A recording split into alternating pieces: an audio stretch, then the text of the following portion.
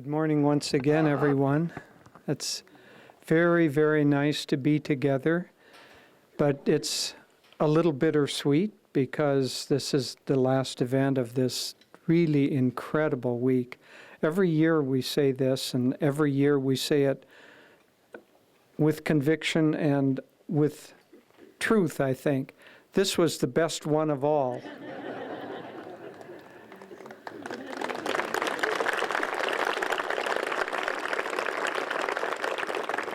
It's so wonderful to come together like this and participate, everybody participating, sharing, connecting, blessing each other. And in that, we feel the joy of God. I'm sure that you feel God's joy and God's love in your heart.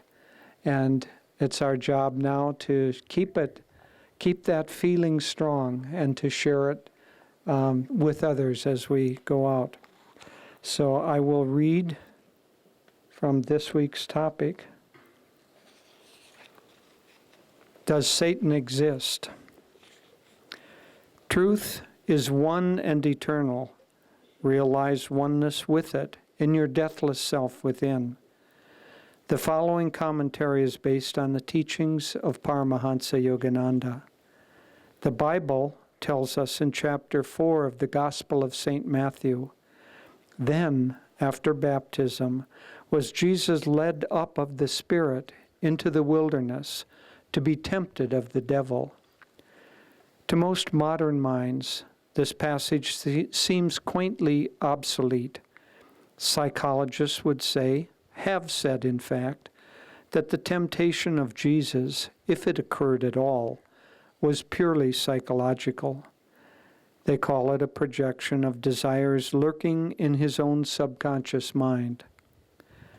The subconsciousness plays a strong part, certainly, even if not a unique one, in any testing the spiritual seeker must undergo. The Bhagavad Gita, in dealing with this undeniable reality, quotes Arjuna in the 3rd chapter, and then Krishna's reply. Tell me, teacher, said Arjuna, by what force doth man go to his ill unwilling, as if one pushed him in that path? Krishna replied, desire it is, passion it is, born of the darkness, which pusheth him. Mighty of appetite, sinful and strong is this, man's enemy. Yet even Krishna describes passion as born of the darkness. The fact is, as Paramahansa Yogananda wrote in Autobiography of a Yogi, all thoughts vibrate eternally in the cosmos. Thoughts are universally and not individually rooted. A truth cannot be created, but only perceived. Psychology, yes, but psychology attuned to currents of consciousness that pervade the entire universe, attracted by each of us according to our own personal inclinations. Yogananda, quoted in The Path, said, I used to think that Satan was only a human invention, but now I know and add my testimony to that of others who have lived before me, that Satan is a reality. He is a universal conscious force whose sole aim is to keep all beings bound to the wheel of delusion. We should take pains, then, to attract uplifting currents of universal consciousness and to avoid attracting the negative, which, disease that it is, can infect our thoughts even while it leads us to believe that our thoughts are purely our own. Thus, through Holy Scripture, God has spoken to mankind. Om,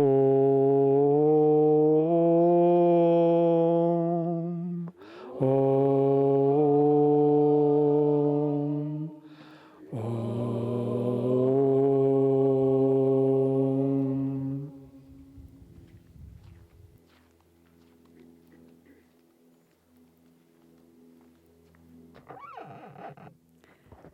Good morning, everyone. So this is the last event of our Spiritual Renewal Week, and it's also a little bit bittersweet for us because it's the last event that we'll be sharing with our community here in person for the next 3.5 months, because we'll be leaving Wednesday morning for 3.5 months in Italy and then on to India. And we invite all of you who would like to wish us well on our way to come to the crossroads of departure, the draw. At 8 o'clock on Wednesday morning, we'll be pulling out and heading off. So in years past, when Swamiji would do Spiritual Renewal Week, and make no mistake when I said he would do it, he would do all of it, you know, every morning class, every evening program, everything. And I know when he would come to Sunday service, he would always use a certain phrase that I first had to look up the word, and then I came to understand what it meant. He said, "I feel rather cavalier at this Sunday service." And I didn't know what he meant. I thought cavalier were like, you know, swordsman or something.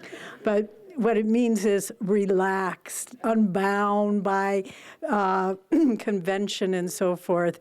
And I well understand how he feels. What I would much prefer that we could just all be singing and dancing in God's joy this morning, but then he would pull it in and he would give the Sunday service, so we will do the same.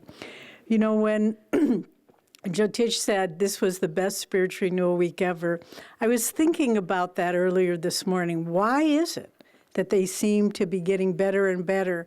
And I think I have the answer. It's because the people who are coming are better and better. And you draw more and more of God's presence. I remember some years ago, Swami said something that I couldn't accept it at first. He said, "You all thank me for teaching you and guiding you, but you must understand, for me to fulfill my karma, I need you just as much as you need me."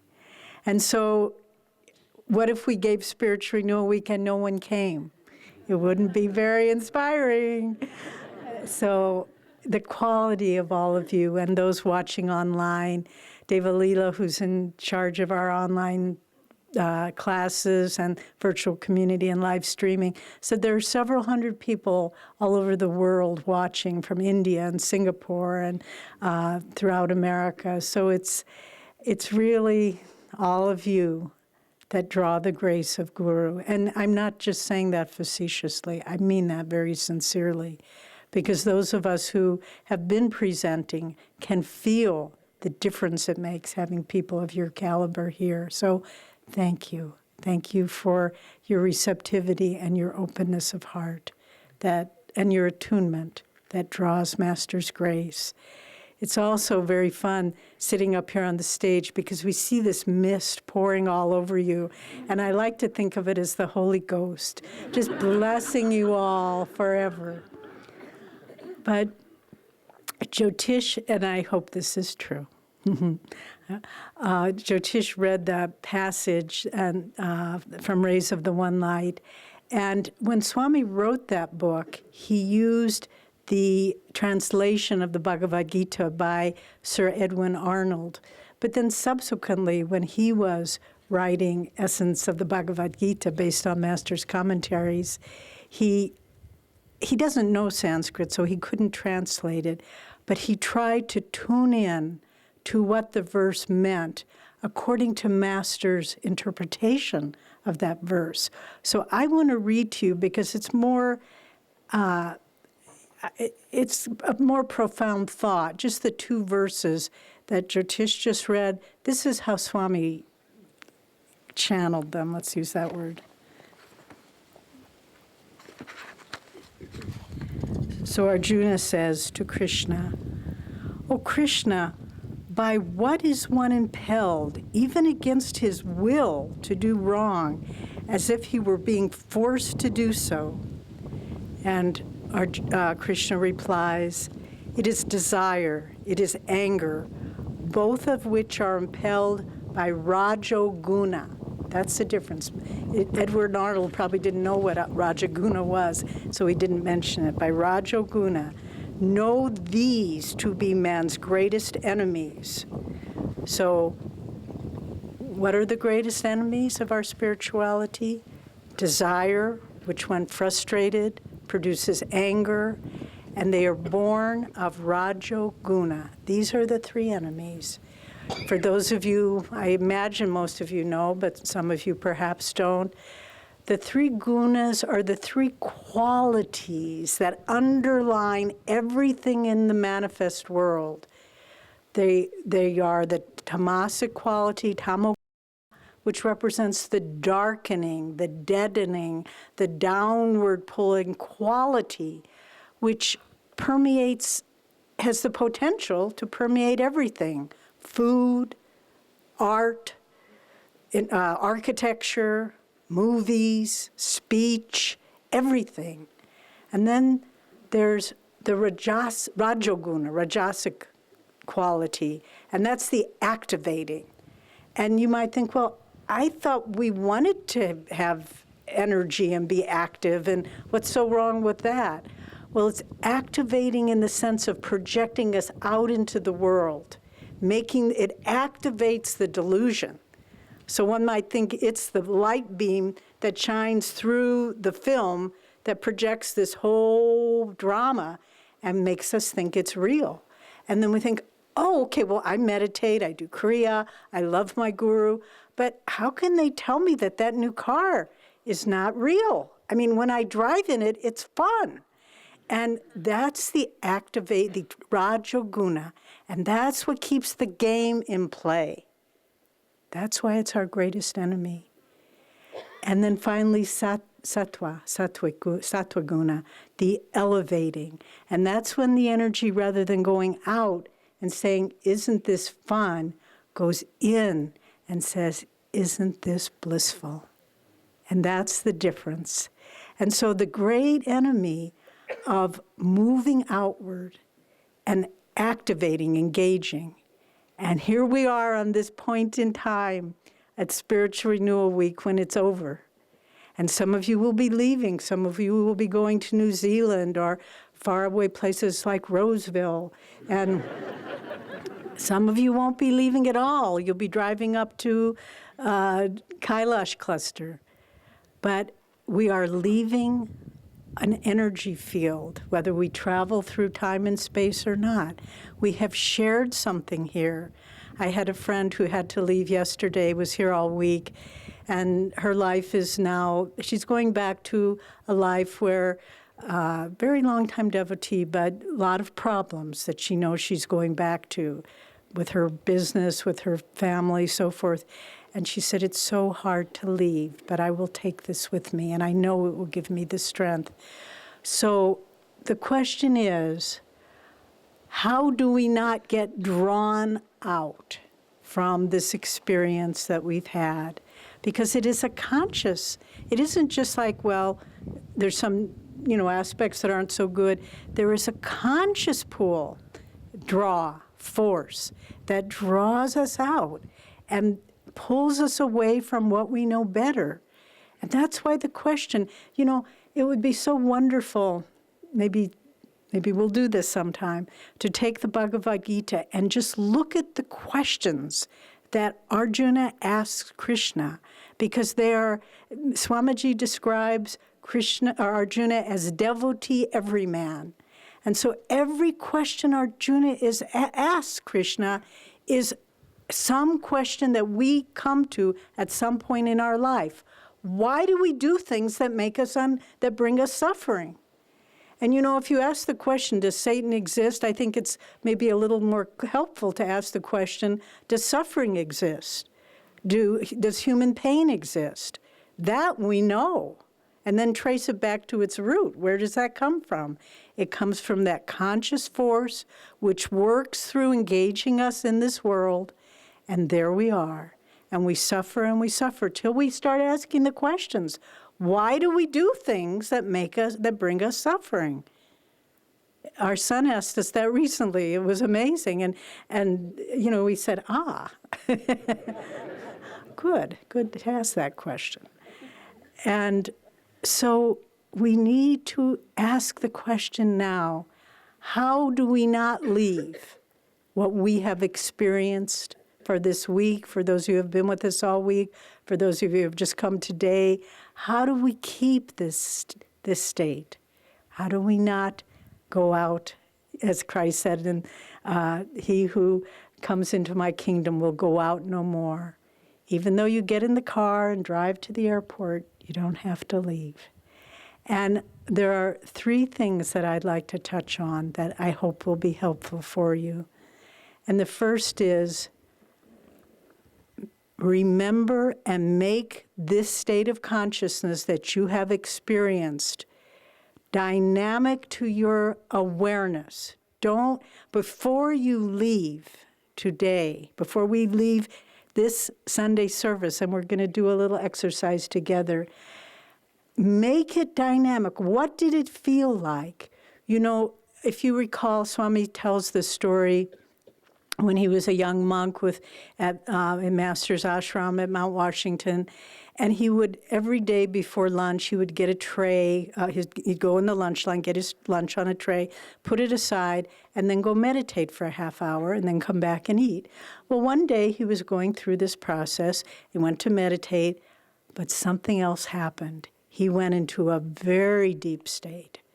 He was absorbed in God's presence.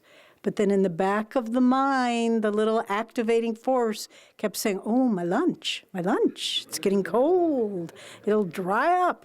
And he said, I will come back to this. I will pick it up once again.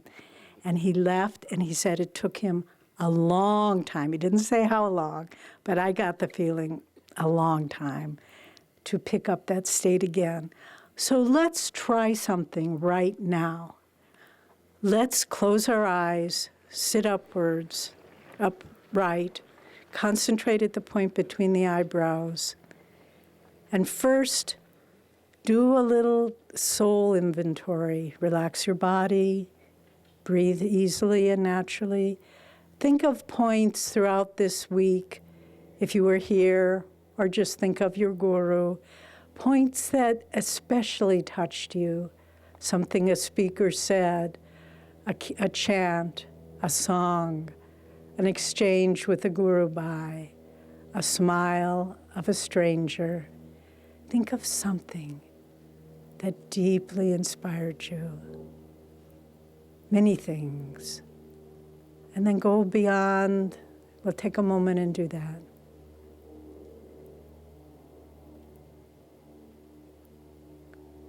And then go beyond the specific event and just try to dwell in the feeling.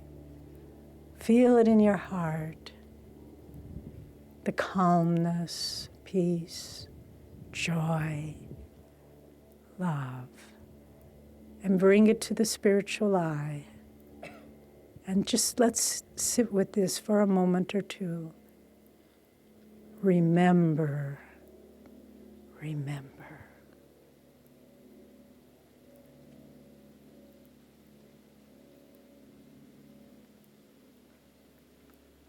All right, inhale and open your eyes. So every day when you meditate, try to keep this a living reality, and it doesn't have to fade unless you, by your indifference, let it fade, and that is the truth. Every blessing you have ever received in your life, it's as real and as dynamic a gift as it was the moment you received it. It's just that we forget, and we get drawn out by the Rajaguna, and the world destroys our recollection of it. Now, so meditate and remember. The second thing is try to, wherever you go, try to surround yourself. You can use the image of the mist blowing over you in the vibration of Om, driving in the traffic, standing in the line in the supermarket, whatever it might be. Surround yourself in Om. Swami tells us the story from the life of Dr. Lewis, Master's first disciple in America, who was so wonderfully portrayed the other evening in the play, where Dr. Lewis lived in Boston, and Marcel did a fantastic Boston accent, imitating him. He was sailing his boat on Boston Harbor, and all of a sudden a big squall came up, and he was in mortal danger of the boat capsizing and drowning because no one could get to him. And all of a sudden, Dr. Lewis recounts later, he felt this overwhelming Om vibration surrounding him, greater than he had ever heard or felt. And the boat righted itself, and he was able, through this great storm, to bring it into the harbor and get home, drive home. And as soon as he walked in the door, what happened? The phone rang, and it was Master in Los Angeles.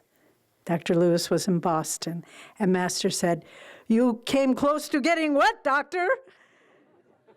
What can you say? And Dr. Lewis said, "Yes, sir." And he said, "Remember, Doctor, nothing can harm you if you stay in the Om." So remember that. When things get rough, when you are challenged, when you are just at the pit, the edge of the pit of falling in and doing things that you know aren't going to be right, chant Om and feel Master with you in that holy vibration. He always is. He always is. I look back on my life from coming to Ananda, certainly, but honestly, even before that, in this incarnation, and I realized that the sound of Om as Master was there, always there, and I didn't recognize it. I didn't know what it was, but little by little, it's as there's a line in the Bible that says, "When I was a child, I saw as though through a glass darkly. But now my eyes are open and I see your presence everywhere." So not through a glass darkly. Keep the windows of your soul clean and transparent so that you can feel that presence. And then finally, to keep, let's put it positively, to keep what you have received, be a channel for it. There's a beautiful statement by a lovely saint of Christendom, Saint Therese of Lisieux, very humble, simple woman who died at a young age. She was French and didn't have a great mission, didn't write any books, but was a great saint. And towards the end of her life, she died young. I believe she had tuberculosis. But someone said to her, "Oh, sister, surely you will go to heaven when you die." And she said, and it's always stuck with me, "I prefer when I die to go to hell, because at least there will be one person there who loves God."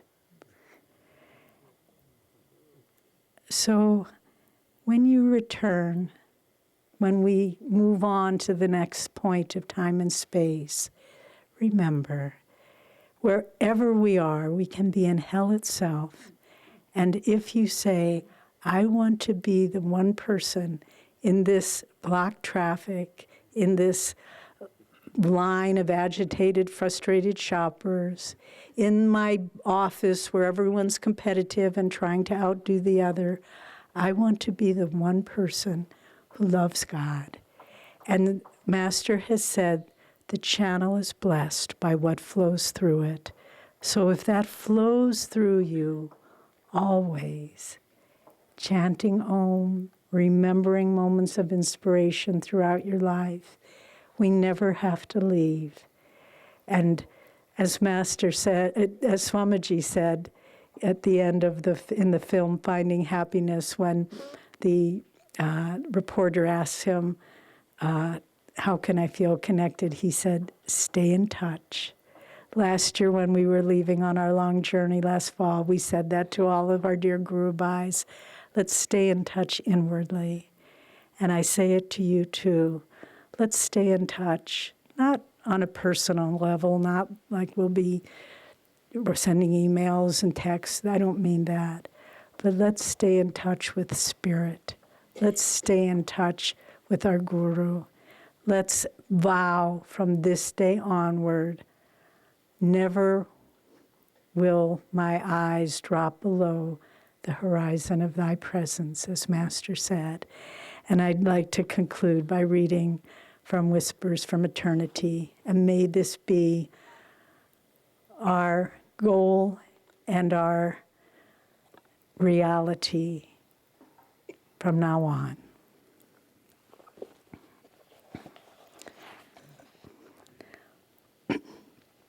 O divine teacher, train me to recognize the difference between my soul's lasting happiness and the passing pleasures of the senses. Keep my eyes open that I be not deceived by my senses, decked out as they are in the stolen royal trappings and in the mirage cloak of false happiness, as thus disguised, they tried to enter the mansion of my life. Discipline my unwise, wayward senses, that my pleasures be spiritualized, and that I look ever beyond the illusion of glittering, visible forms to find divine joy hidden, simply dressed in the white robes of humility. God bless you all.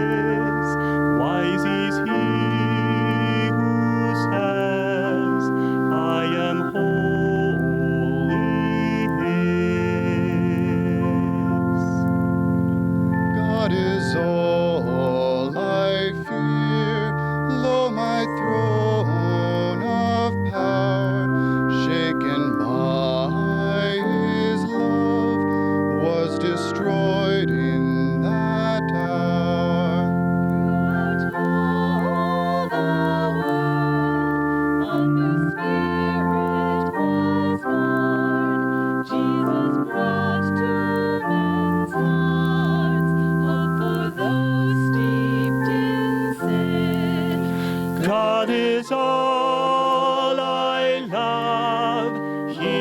is all there is. Wise is he who says, I am wholly his. God is all I love. He's all there is. Wise is he who says, I am wholly his.